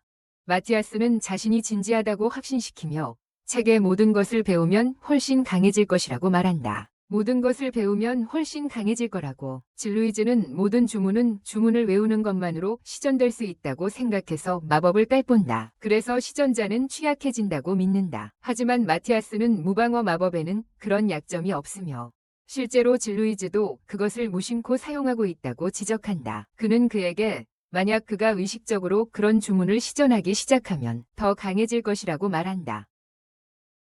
길루이즈는 전투 마법을 향상시키는 것에 마음을 두기 시작한다. 하지만 첫 페이지를 읽고 두통이 생겨서 마티아스에게 질문한다. 그것은 그를 즉시 더 똑똑하게 만들 수 있는 주문이다. 나중에 길루이즈는 마티아스에게 S랭크를 목표로 해야 한다고 말하는데 그는 대륙에서 가장 강력한 인간이기 때문이다. 하지만 마티아스는 그의 제안을 거절한다. 그는 A랭크로도 자신의 목적지에 갈 수 있다고 주장한다. 그곳은 풀키르 지역이다. 기루이즈는 그 이름을 듣고 조금 긴장하며 지금 풀키르는 이상한 곳이라고 말한다. 최근 그곳의 분위기가 많이 바뀌었고 검문소가 더 엄격해졌으며 많은 모험자들이 실종되고 있다. 기루이즈는 마티아스에게 문제가 생기면 도움을 요청할 수 있다고 말한다. 그렇게 파티는 제한된 풀키르 지역을 떠나 가드들이 그들에게 출입증을 주는 검문소에 도착한다. 그들은 출입증이 주도로만 사용될 수 있으며 그 길에서 벗어나지 말라고 경고한다. 소녀들은 검문소가 그들이 들었던 것만큼 엄격하지 않다고 생각하지만 마티아스는 출입증에 새겨진 마법 코드를 감지한다. 그는 출입증의 메시지를 해독하는데 그 내용은 그들이 즉시 처리해야 할 위협이라고 적혀 있다. 소녀들은 이 내용을 보고 충격에 빠지고 그 의미가 무엇인지 궁금해하지만 마티아스는 지금 가장 중요한 것은 내용이 아니라고 말한다. 패스에 사용된 코딩 기술은 악마들이 사용하는 것과 동일했다. 소녀들은 이 사실에 놀라지만 마티아스는 그들에게 경비원들이 확실히 인간이었다고 말하며 악마들과 접촉한 사람은 상위 직급의 누군가일 것이라고 한다. 일행은 이제 전체 풀키르 지역이 악마들에 의해 지배되고 있다고 의심하며 그래서 경비원들이 수상한 외부인을 위협으로 간주하는 이유다. 정말로 멀리서 그들을 매복하기 위해 대규모의 도둑들이 대기하고 있는 모습이 보인다. 그들은 이것이 길루가 풀키르 지역에서 파티가 사라진다고 했던 의미임을 이해한다. 아이리스는 모든 도적을 기절시킬 허락을 요청하지만 마티아스는 그에 반대합니다. 그는 그저 그들을 잠들게 하자고 말합니다. 그는 소란을 피우고 싶지 않습니다. 그러면 도시로 들어가기 더 어려워질 것이기 때문입니다. 그는 루리와 알마에게 도적들을 몰래 잠재울 수면약을 줍니다. 그리고 자신과 아이리스가 그들을 분산시키는 동안에 말입니다. 그는 멀리서 보기에 충분히 그럴듯한 루리와 알마의 환영을 만들어냅니다. 그리고 계획이 시작됩니다. 마티아스는 그들이 공격받고 있다고 외칩니다. 도적들은 자신들이 발각되었다는 것을 깨닫습니다. 그들은 더 이상 주저할 수 없고 그들에게 화살을 쏩니다. 이리스가 화살을 피하지만 일부는 맞고 그녀는 분노한다. 그녀는 도적들에게 돌격하려 하지만 마티아스가 발을 걸어 넘어뜨린다. 왜냐하면 그녀가 공격하면 누군가는 반드시 죽을 것이라고 확신하기 때문이다. 마티아스가 만든 기회를 이용해 루리와 알마는 몰래 도적 뒤에 숨어들고 마법 아이템을 활성화하여 수면가스를 뿜는다. 도적들은 잠이 들고 가스 구름을 본 후 마티아스와 이리스는 그들을 확인하러 간다. 그들은 루리와 알마가 가스에 제때 빠져나오지 못했고 그들도 깊이 잠들어 있다는 것을 발견한다. 그들이 깊이 잠든 것을 보고 이리스는 알마를 놀래키기로 마음먹고 얼굴에 그림을 그린다. 마티아스는 루리의 잠자는 모습이 너무 귀엽다고 생각하지만 그래도 그녀를 깨우고 다음번에는 마법 도구의 범위를 고려하라고 경고한다. 그녀는 긴장하며 사과한 뒤 돌아서서 보니 친구 얼굴에 가짜 수염을 그려놓은 것을 본다. 루리가 그녀를 웃게 만들고 알마는 이리스가 이 일을 저질렀다는 것을 깨닫는다. 그리고 그녀와 다투기 시작한다. 그 후 그들은 연기가 계속 배출되는 공방이 가득한 폴키아 시티로 향한다. 그 도시의 분위기는 으스스하게 느껴지고 루리와 마티아스는 도시 곳곳에서 30개 이상의 악마 마법 서명을 감지한다. 도시 전체에 퍼져 있다. 마티아스는 마법의 흔적이 꽤 작게 느껴진다고 말하지만 그건 악마들이 자신들의 존재를 숨기기 때문이에요. 루리와 알마는 마티아스에게 도시에는 왜 이렇게 많은 악마들이 있는지 묻습니다. 그는 악마들이 무리지어 일하는 것을 싫어한다는 말을 했기 때문에요. 그는 폴키아는 아마도 데미 악마들로 가득 차 있을 것이라고 설명합니다. 이들은 특별한 주문을 사용할 수 없지만 무리지어 함께 일하는 악마들의 한 종류입니다. 그는 만약 데미 악마들이 도시를 통제한다면 상황이 예상보다 더 심각하다고 믿어요.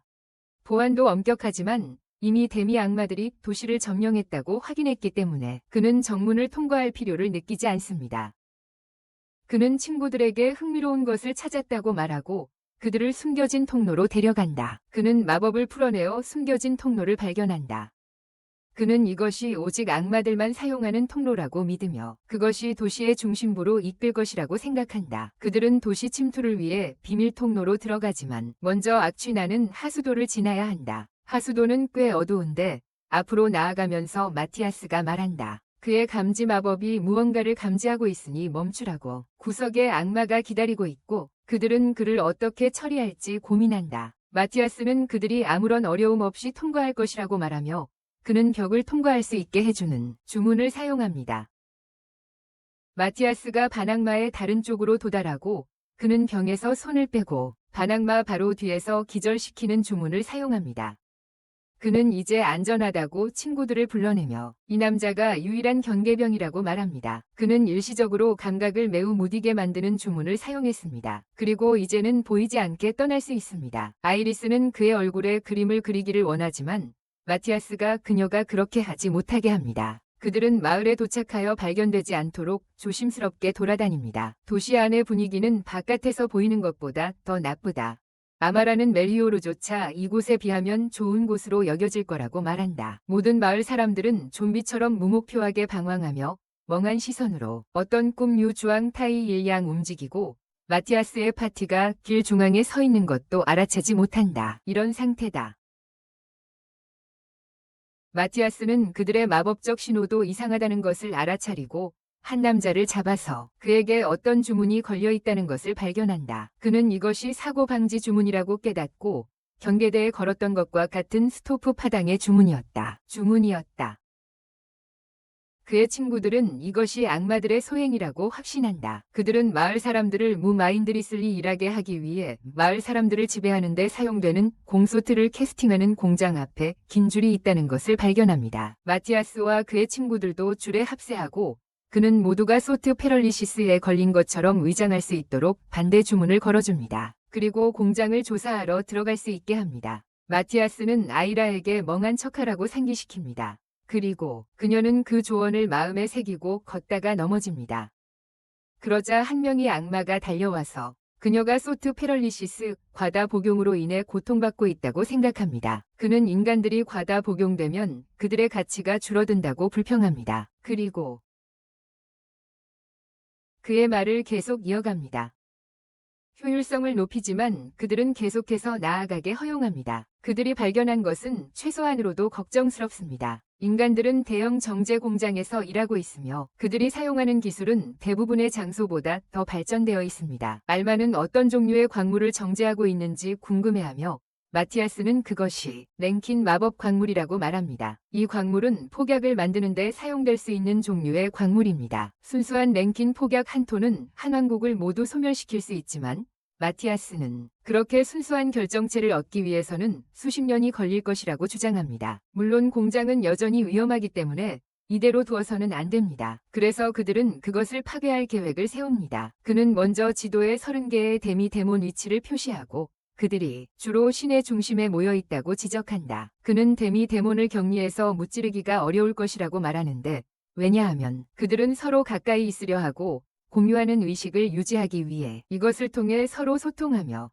완벽한 팀워크를 이룰 수 있기 때문이다. 알마와 루리인은 만약 데미 데몬 하나를 죽이면 다른 데미 데몬들도 경고를 받고 모두 한 번에 죽여야 할 수도 있다고 말하는데 하지만 마티아스는 그게 불가능하다고 말한다. 대신에 그는 그들의 약점을 이용할 계획이다. 공유 의식과 팀워크를 파괴하기 위해 그들을 배신했습니다. 마티아스는 먼저 이리스의 거대한 마법적 신호를 밝혀내어 악마들에게 경고하고 그러자 그들을 조사하러 몇 명이 오게 합니다.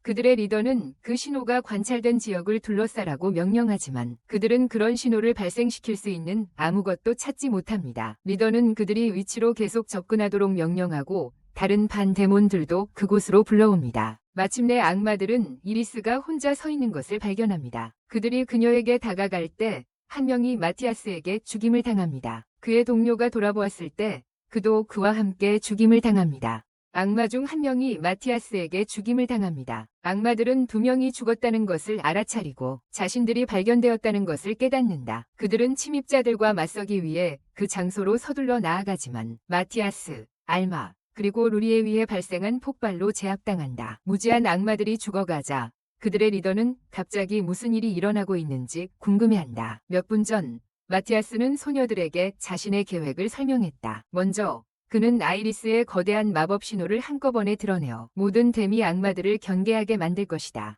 그들은 그녀를 에워싸려 할 것이고 알마와 루리는 아이리스 근처에서 대기하며 그들을 교묘하게 물리칠 것이다. 아이리스는 미끼 역할을 좋아하지 않았지만 마티아스는 그녀만이 그런 역할을 감당할 수 있다고 아첨했다. 지금 모든 것은 계획대로 진행되고 있으며 마티아스는 아이리스가 데미 악마들의 주목을 끌면서 하나씩 숫자를 줄이고 있다. 그녀는 달리며 그들을 도발하고 그들이 공격하려 할 때 그들의 무기가 부서진다. 그녀는 싸움에 참여할 기회를 얻고 하나의 악마를 쓰러뜨리며 그의 파트너는 목숨을 구하기 위해 도망치기로 결심하지만 마티아스가 땅에서 나와 그녀를 끌어당긴다.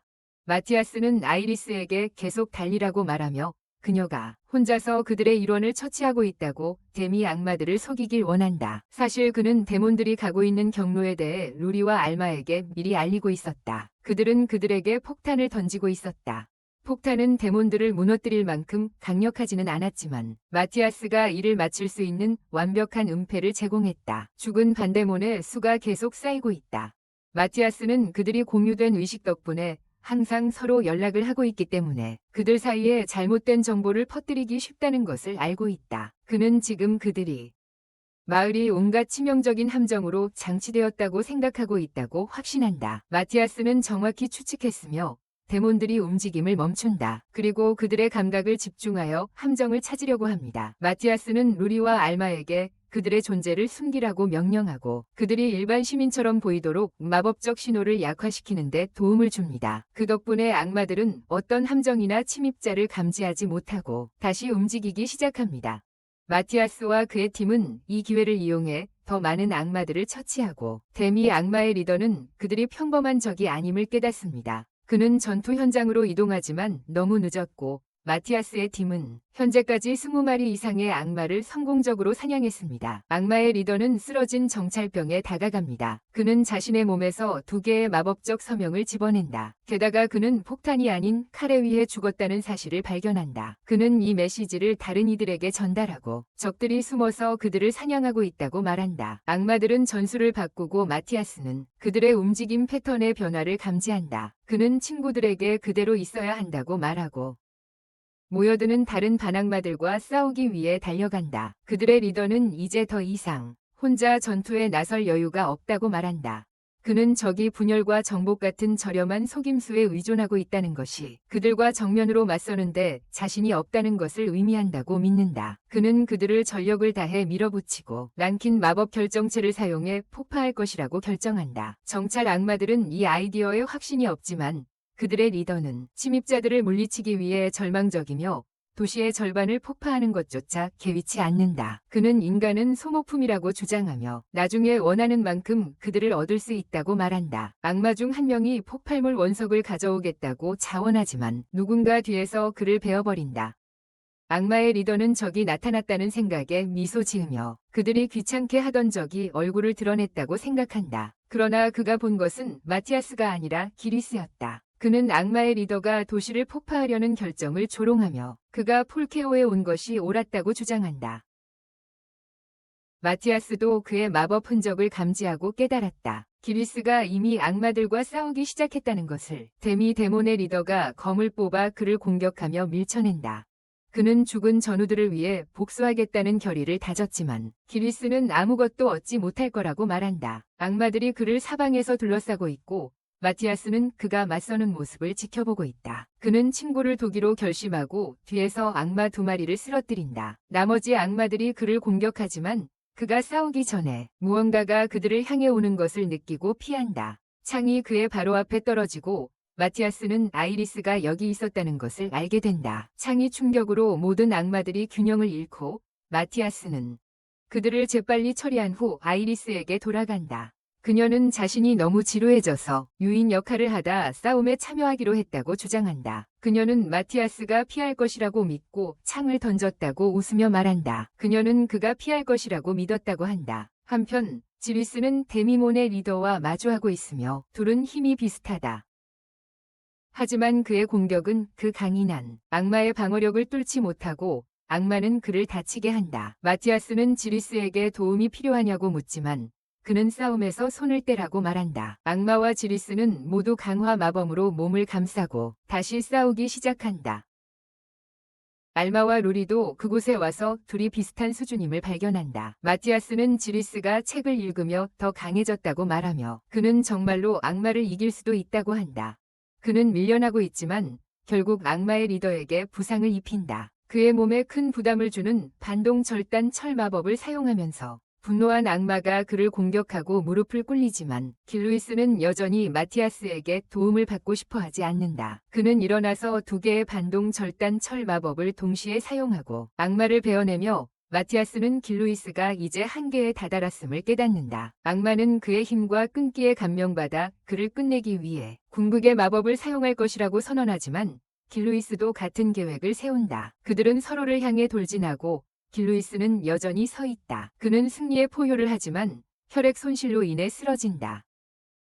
마티아스는 그가 간신히 이겼다고 칭찬하며 루리가 그에게 치유 마법을 시전하기 위해 내려앉고 마을 사람들은 그들 주변에 모인다. 하지만 데미 데몬의 리더의 눈이 갑자기 빛나며 붉게 빛나기 시작하고 일어나서 마티아스를 향해 돌진한다. 마티아스는 그의 공격을 막으며 그가 죽었어야 했다고 말하지만 그의 마법 기운은 어느 때보다 강했다고 한다. 그가 마치 저주를 내리던 목소리, 즉 멜치아 던전에서 명령하던 목소리가 데미 데몬의 입을 대신해 말한다. 그 목소리는 그가 봉인을 파괴하고 완전히 부활하면 그를 쫓아오겠다고 위협한다. 그 후 반악마의 몸이 분해된다. 마티아스는 악마의 주인이 강력한 주문을 사용하여 반악마를 되살리려 했지만 그의 몸은 그 주문을 오래 유지할 만큼 강하지 않다는 것을 깨닫는다. 그는 이 모든 뒤에서 조종하고 있는 강력한 악마가 누구인지 궁금해한다. 그러나 길루이스가 자신에게 주목하게 하고 빨리 치료해달라고 요청한다. 생각마비 주문에 걸렸던 사람들은 의식을 되찾고 매우 혼란스러워한다. 마티아스는 이 상황을 통제하기 어려울 것이라고 생각하지만 이제 길루이스가 치유되었고 그는 이를 처리하기로 결심한다. 고위험 모험가인 길루이스는 임시로 응급 상황이 정상으로 돌아올 때까지 포키아에 대한 통제를 유지합니다. 그는 이곳에 권한 있는 인물을 요청하고 공장 감독이 앞으로 나섭니다. 길루이스는 그를 포키아 위 임시 군주로 임명하고 마티아스와 그의 친구들은 그의 처리 방식에 충격을 받습니다. 그 후 파티는 길루이스와 헤어지고 마티아스는 다시 만났을 때 그가 얼마나 성장했는지 기대합니다. 그들은 제한구역으로 나아가고 결국 장치의 지역에 도착합니다. 소녀들은 고대 마법의 잔해를 보고 깜짝 놀랍니다. 초문명예. 그리고 마티아스는 자신이 그것을 만들었다고 자랑하고 싶은 충동을 억누릅니다. 그들이 가까이 다가가자 마티아스는 자신이 수천 년 전 장치와 그것들을 포함하는 폐허를 만든 사람이라는 것을 거의 털어놓는다. 장치는 특정 주문으로 마법을 걸어야만 열 수 있는 피라미드 같은 구조물 아래에 있다.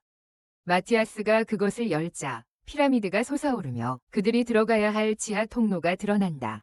소녀들은 갈 길이 없다고 말하지만 마티아스는 그들에게 바닥으로 뛰어야 한다고 말한다. 그가 먼저 뛰고 그 뒤를 3명의 소녀가 따르며 그 안에서 그들은 고대의 장치가 원형 그대로 보존되어 있는 것을 본다. 마티아스가 기계를 작동 준비하는 동안 그는 다른 이들에게 폐허를 둘러보라고 요청한다. 가치 있는 유물들을 찾으라고 하지만 루리가 재미로 만든 웃기는 무기를 발견한 것을 보고 그는 망연자실한다. 알마는 실패한 프로토타입 중 하나인 매우 무거운 창을 발견하고 그것이 사용자에게 위험하다는 것을 알게 된다. 아이리스는 고대의 창조적인 보존식품도 발견하고 그것에 걸린 보존 마법이 수천 년 후에도 먹을 수 있게 해줄 수 있을지 궁금해한다. 아이리스가 캔을 열자마자 끔찍한 악취가 방을 가득 메우고 그는 답을 듣게 된다. 곧 장치가 준비되고 마티아스는 그것을 사용해 정제소의 일부를 분석한다. 포르키아 시티에서는 그들이 반데모 닉에게 고급 정제 기술을 제공한 사람을 찾을 수 있기 때문에 그 장치가 작동하면서 건물이 흔들리기 시작하고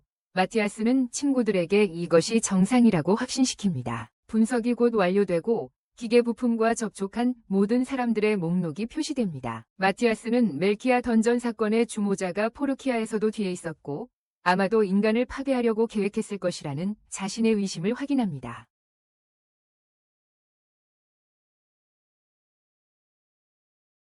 그 후 그는 마기석을 악마의 추적자를 장치에 입력하여 그의 위치를 찾는다. 그는 장치를 최대 출력으로 가동시키고 그 장치는 악마에 대한 단서들을 찾아낸다. 하지만 화면이 빨간색으로 변하면서 그 악마의 봉인이 곧 풀릴 것이라는 것을 나타낸다. 아르마와 루리에는 마티아스가 봉인을 다시 세우기에 충분히 강하다고 생각한다. 하지만 그는 확신하지 못한다. 그는 이 모든 뒤에 숨은 악마가 가이아 시대의 마법사들조차 제거할 수 없었던 엑시아디아스라는 강력한 악마였다는 것을 밝힌다. 결국 그는 마범으로 봉인되어야 했다. 마티아스는 자신들이 불멸의 마법을 사용하고 훈련을 받더라도 수천 년 동안 그들은 간신히 자르디아스를 물리칠 수 있을 것이지만 그때쯤이면 인류는 이미 멸종했을 것이다. 아이리스는 악마와 싸울 강력한 무기를 찾으면 좋겠다고 말하고 마티아스는 훌륭한 아이디어를 생각해낸다. 그는 장치가 한 가지 어색한 무기의 마법 신호를 분석하도록 하여 가이아가 만든 또 다른 강력한 검의 위치를 파악한다. 다행히 그 검은 수도의 보물창고에서 먼지를 뒤집어쓰고 있고 그로 인해 마티아스는 드디어 봉인에서 풀린 자르디아스를 물리칠 희망을 갖게 된다. 마티아스와 친구들은 아이리스의 드래곤 모습으로 수도로 빨리 날아가고 그는 알마와 루리의 마법검에 반응할 마법석을 전달한다. 가는 길에 그들은 모두 거대한 마법의 흔적을 느낀다. 이는 자르디아스가 봉인을 완전히 깨고 자신들을 쫓고 있음을 나타낸다. 마티아스는 시간과의 경쟁임을 선언하며 만약 악마가 그들이 마법의 검을 찾기 전에 그들을 찾는다면 인류는 멸망할 것이라고 말한다. 그는 루리와 알마에게 왕실 재정에서 마법의 검을 찾으라고 명령한다. 자신은 자르디아스를 막으려 한다. 그는 수도를 둘러싼 거대한 장벽이 약한 악마들을 막을 수 있다고 생각하지만 자르디아스에게는 효과가 없을 것이라고 생각한다. 마티아스와 소녀들은 서로에게 행운을 빌며 왕실 재정으로 자유낙하한다. 비행 중에 그들은 수도를 가리는 장벽을 통과해야 한다는 것을 깨닫지만 이를 위한 마법을 알지 못합니다. 다행히도 마티아스가 그들에게 준 마지스톤에 마법을 걸어 문제없이 통과할 수 있게 해주었습니다.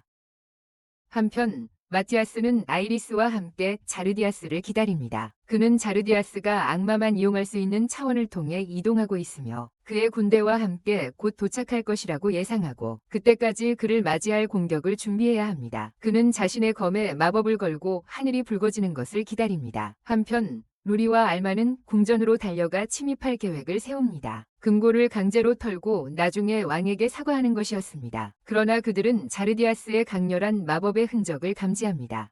그가 공간을 가르며 수도로 나타나고 있습니다. 마티아스는 그의 마법이 깃든 검으로 포터를 공격하여 봉인하려 하지만 소용이 없고 자르디아스는 결국 그곳에서 나옵니다. 모두 하늘을 간절히 바라보며 마티아스는 아이리스에게 드래곤 브레스 주문으로 거대한 폭발을 일으키고 후퇴하라고 요청합니다. 그녀는 강력한 드래곤 브레스를 발사하지만 그것은 자르디아스에게 직접 맞고도 상처 하나 주지 못합니다. 마티아스는 드래곤 브레스가 자르디아스에게 큰 피해를 주지 않을 것이라고 예상했지만 그는 결코 완전히 쓸모없을 거라고 생각했어요. 악마는 차원 너머에서 검을 뽑아 들고 선언합니다.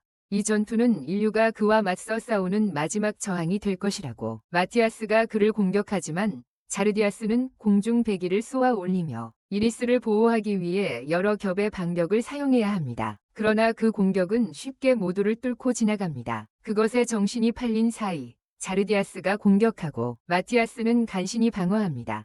그는 악마가 단순히 강력한 것뿐만 아니라 그 어떤 악마보다 더 빠르고 숙련되었다는 것을 깨닫습니다. 하지만 그는 방금 보물창고에 도착한 친구들을 믿는다. 경비병은 왕의 허락 없이는 들어갈 수 없다고 허락하지 않는다. 그래서 그들은 문을 부수기로 결심하지만 바로 그때 왕이 나타난다. 그는 악마 자르디아스와 마티아스가 그를 물리치기 위해 마법검이 필요하다는 이야기를 듣고 문을 열라고 명령한다. 수도 위 하늘에서 마티아스는 자르디아스의 빠른 공격에 압도당하고 있다. 그는 자신이 악마의 모든 공격을 피했다고 생각했지만 한 번의 공격이 그를 일으키고 그는 떨어지기 시작하고 이리스가 그를 도와준다. 마티아스는 만약 또 다른 공격에 맞으면 반드시 죽을 것임을 알고 있다. 루리와 알마가 검을 가져오는 시간이 길어질수록 그의 승산은 점점 작아집니다. 사디어스는 이 시대에서 가장 강하다고 알려진 마티아스를 실망시켰다고 말합니다. 그는 마티아스를 끝내려고 준비하며 마티아스는 인류를 보호하기 위해 자신의 목숨을 걸어야 한다고 생각합니다. 사디어스는 하늘에서 분열되어 도시를 파괴할 위협적인 강력한 마법 폭발을 사용하지만 마티아스는 장벽으로 이를 막습니다. 그때 사디어스는 그가 장벽 안에서 그와 싸우기 위한 준비를 하고 있다는 것을 알고 그러나 그것은 무용이라고 주장하며 그 뒤로 기습합니다. 마티아스가 그를 공격하자 자르디아스는 장벽이 도시를 덮고 있는 한 그의 하수인들은 들어올 수 없다고 말합니다. 하지만 그는 자신이 그들이 죽인 악마들을 부활시키기 위해 힘을 사용했다고 밝힙니다. 오래전 수도에서 마티아스는 도시가 안전하지 않다는 것을 깨닫습니다. 도시에서 루리와 알마는 마티아스가 원하는 마법, 검을 찾았고 그들은 그것을 그에게 가져가려고 서두릅니다. 그들은 마티아스에게 검을 주기 위해 뛰어가고 있지만 그들이 수도에서 이전에 처치한 두 악마 중 더 약한 악마와 마주칩니다. 악마가 그들을 공격하지만 수도를 떠난 이후로 그들의 실력이 크게 향상되어 그들은 쉽게 악마를 제압합니다. 그러나 더 강력한 악마가 등장하여 그들에게 검을 자신에게 넘기라고 말한다. 그는 두 명의 2학년 동급생을 인질로 잡고 소녀들을 협박한다.